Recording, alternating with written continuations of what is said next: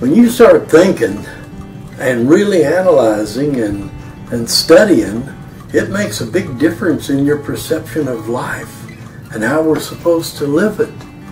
Well, we are supposed to live it. I think the greatest teacher that ever lived was Jesus, the one they call the Christ.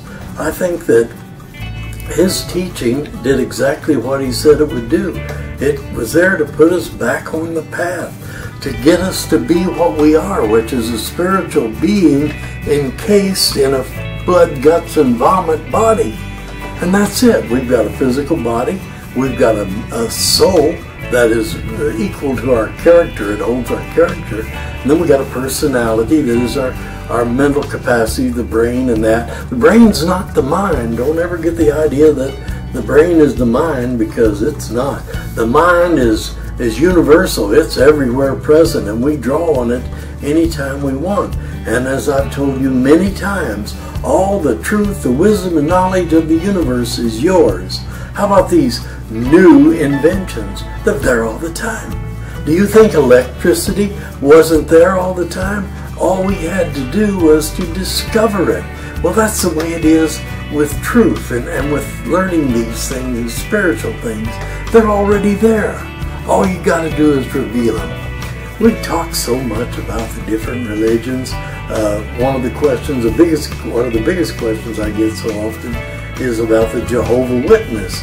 Well, they claim that, in all the Christian religions per se, they all are by the devil. Well, nowhere in the Bible did it say there was a devil. They did talk about Satan, but not the devil. Difference. And believe me, the devil was never pictured as a red animal with a long tail and horns and all that. Always a very comely individual, Satan. Very comely angel that was banished because it was presenting itself as a god. That didn't quite work. Again, I've said it and I'll say it again. God is not a living human being like you and I. Not an old man with a beard sitting in a chair pointing his finger saying, "Don't you do that." No, in fact, God is saying, do it. Do as much as you can to live and have fun and be yourself and enjoy life, and let everybody else enjoy life and help them, give them love, and teach them. Teach them how to grow spiritually, which is what we're here for. So let's go back again. I got to kind of digress here and there, but the Jehovah's Witnesses were actually started by a young boy that was a member of a student Bible study group. And then a man by the name of Rushford, I think. I don't remember his name exactly, but at my age, I'm lucky to remember my name, see? And he took over and kind of started a watchtower. But he, again, the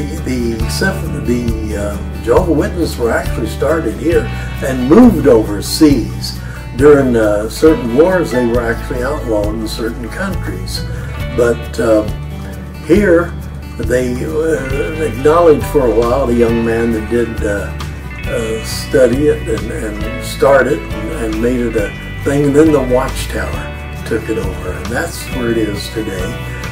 The gentleman that took it over was a judge, Judge Roush, and wouldn't that be just right to be back into politics again?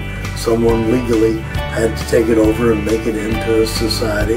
Do you ever realize that in their building of worship, they have no windows?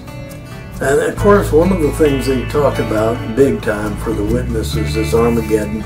It's coming to the end of the world. They've made a lot of predictions about the end of the world. So have the Seventh-day Adventists, for that matter. Come to think of it, almost every religion at one time or another has made some kind of a prediction about the end of the world.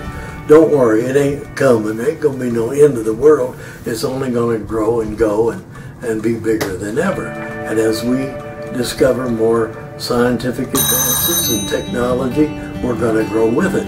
Hopefully, we won't just grow on the physical plane, we'll grow on the spiritual plane.